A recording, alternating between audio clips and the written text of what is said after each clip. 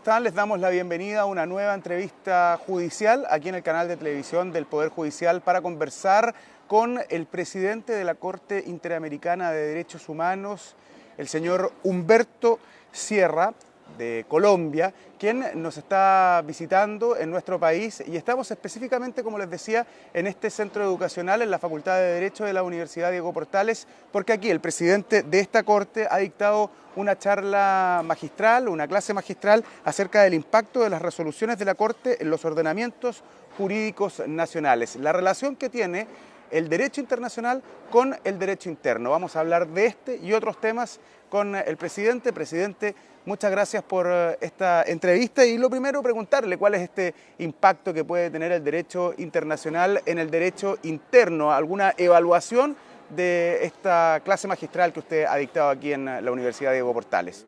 Primero que todo, muy agradado de estar aquí en el tribunal, en el canal, en un canal judicial como corresponde, para hablar de este tipo de temas tan interesantes. La temática de la conferencia y el objeto en general de la visita de la Corte Interamericana es hablar sobre un fenómeno que cada vez es más extendido, que está impactando la manera como se desarrolla el ordenamiento jurídico en la mayor parte de los países, y particularmente en los países de América Latina en donde tiene competencia la Corte Interamericana. Se trata del fenómeno de incorporación del derecho internacional en el derecho interno. Dicho en palabras más sencillas, ¿cómo debe hacer un juez?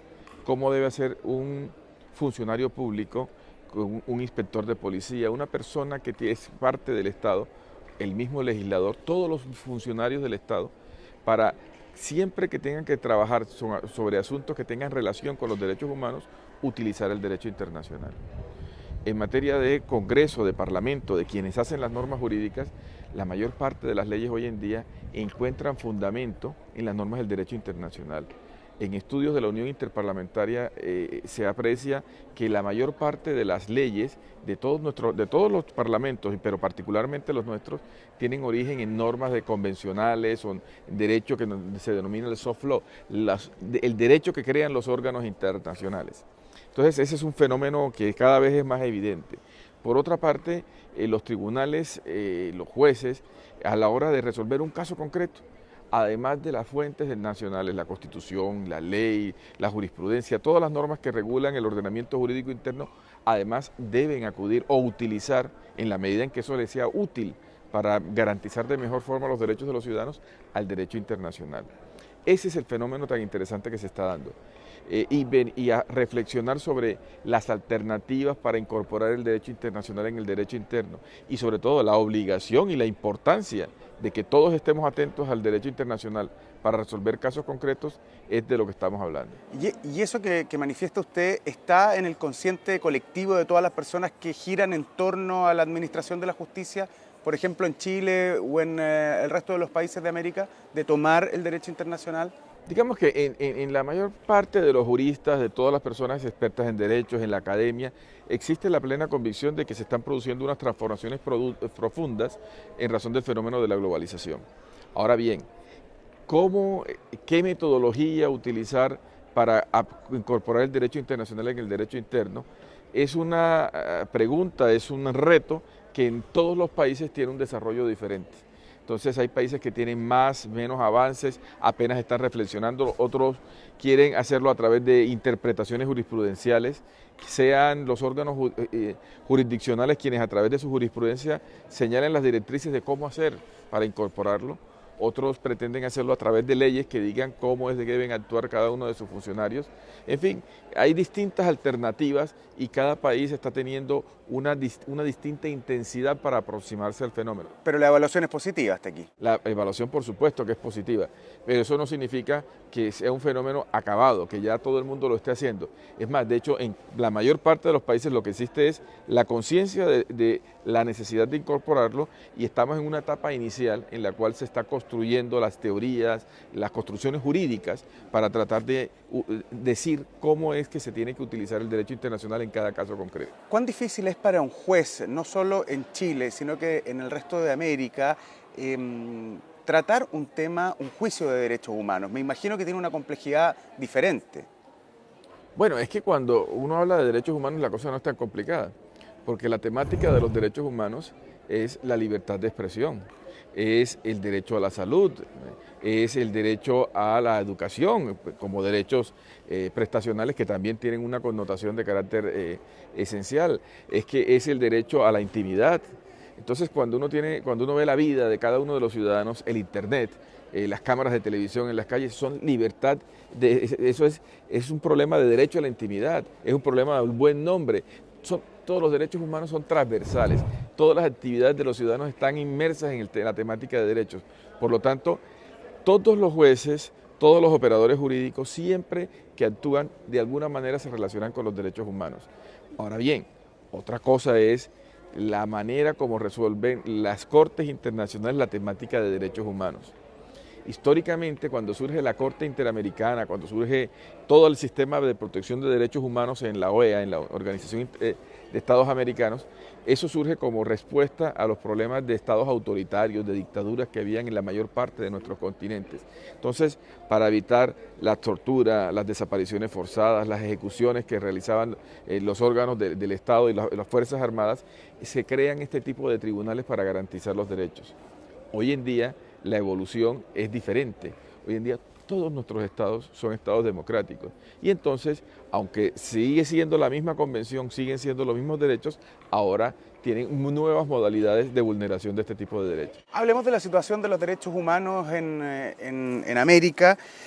¿Cómo califica usted el respeto a los derechos humanos? Digamos que la vigencia efectiva de los derechos es siempre está en potencia, digamos, siempre estamos en un proceso para lograr ese objetivo, con lo cual no existe una varita mágica ni ninguna institución que simplemente por su funcionamiento transforme de una manera radical esa situación. Pero si tuviera que calificarla de 1 a 10, por ejemplo.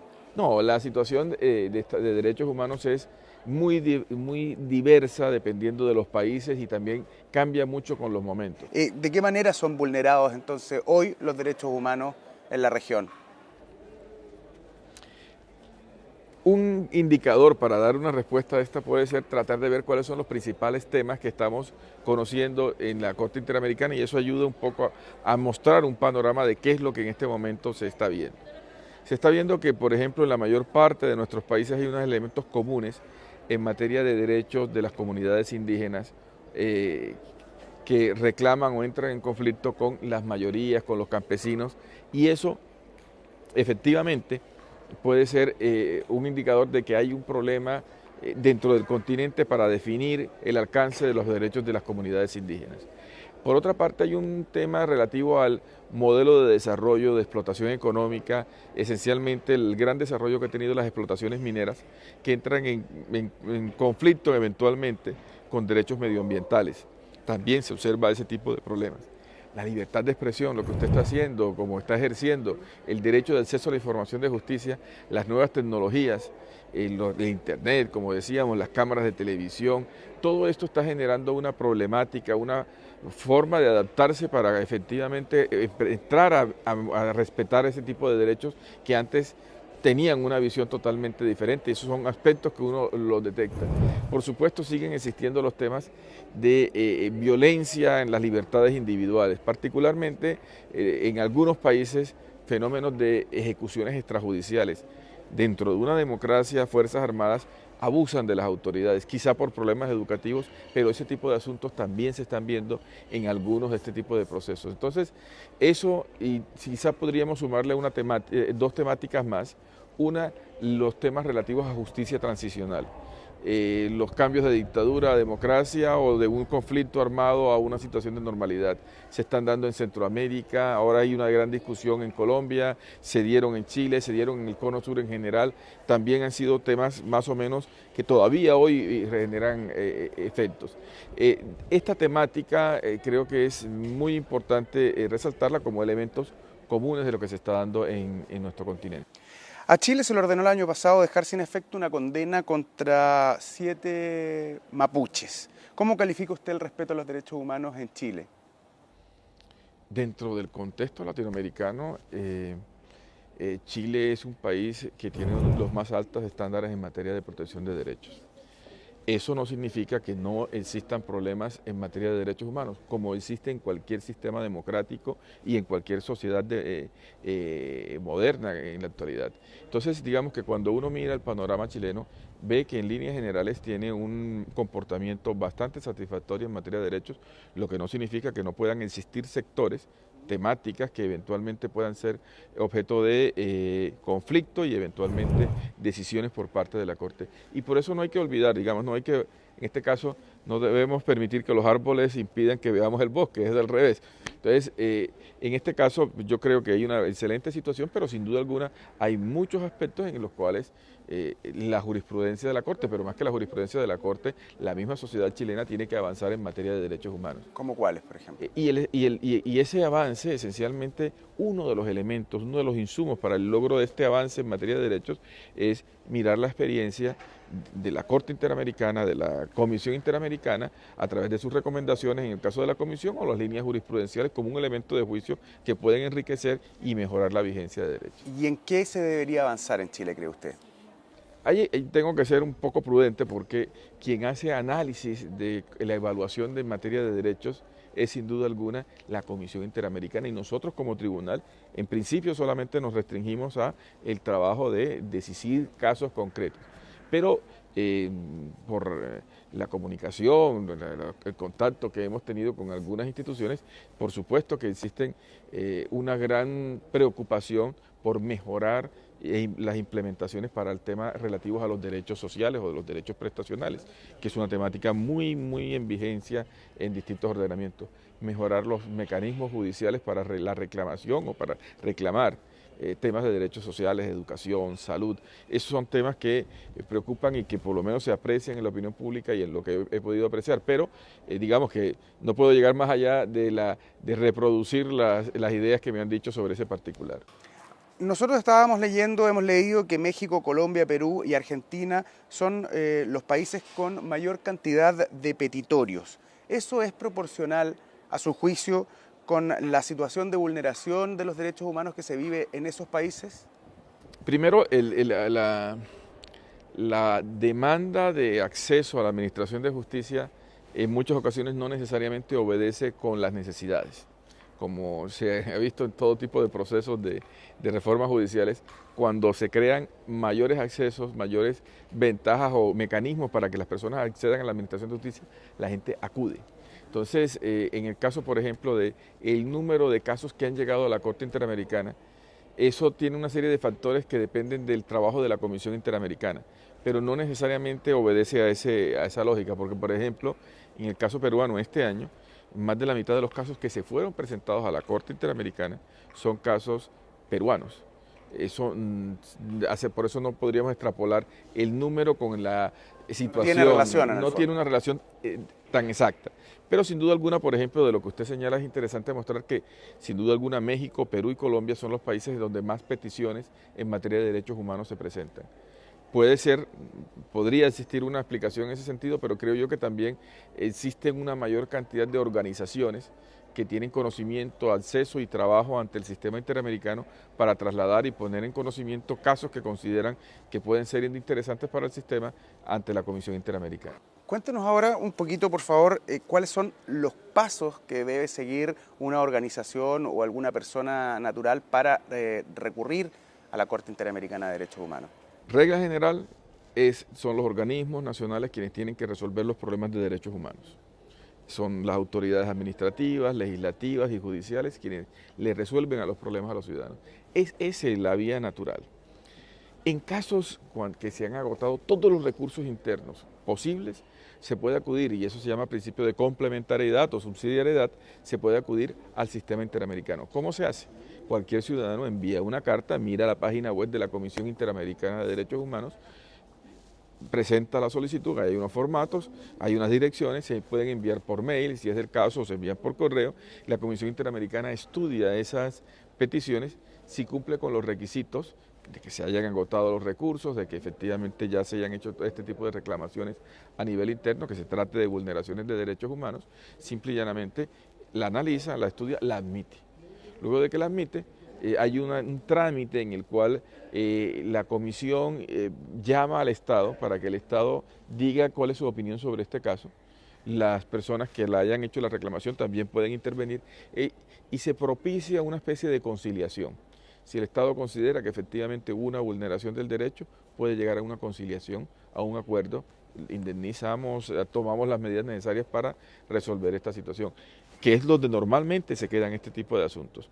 O bien sea no cumplen los requisitos, o bien sea si cumplen los requisitos se llega a una conciliación. Si no, la comisión, si encuentra que no hay voluntad por parte del Estado, entonces puede presentar el caso ante la Corte Interamericana. La Corte Interamericana realiza esa decisión. ¿Es muy compleja la supervisión del cumplimiento de las sentencias para la Corte Interamericana? El cumplimiento de las sentencias es una temática muy especial porque la jurisprudencia de las Cortes, las sentencias de la Corte no son como las de un tribunal nacional. Las sentencias de la Corte ¿qué hace? Condena a los estados cuando vulneran los derechos humanos contenados en la Convención Americana. Y eso supone indemnizaciones de carácter económico, pero también supone garantías de no repetición. No es solamente el caso de Juan Pérez que fue objeto de una tortura, sino además el Estado tiene que indemnizarlo y tomar las medidas necesarias para que ese tipo de conductas no se vuelvan a producir. Entonces, procesos educativos, leyes de la República, inversiones, hacen parte de las órdenes que toma la Corte. ¿Cómo cumplir una sentencia de estas características? Tiene varios ítems, varias órdenes, unas son rápidamente cumplidas, como por ejemplo el pago, y las otras que requieren de políticas públicas, requieren de otros órganos del Estado, pueden tener una mayor dilación en su aplicación. Pero en líneas generales, el cumplimiento de la Corte, no obstante, hay muchas sentencias que tienen ítems, sobre todo los que suponen este tipo de medidas complejas, la mayor parte de las sentencias en sus aspectos esenciales están dando muy buenos resultados. Perfecto. Humberto Sierra, presidente de la Corte Interamericana de Derechos Humanos, muchas gracias por esta entrevista con el canal del Poder Judicial. Pues muy amable, muchas gracias.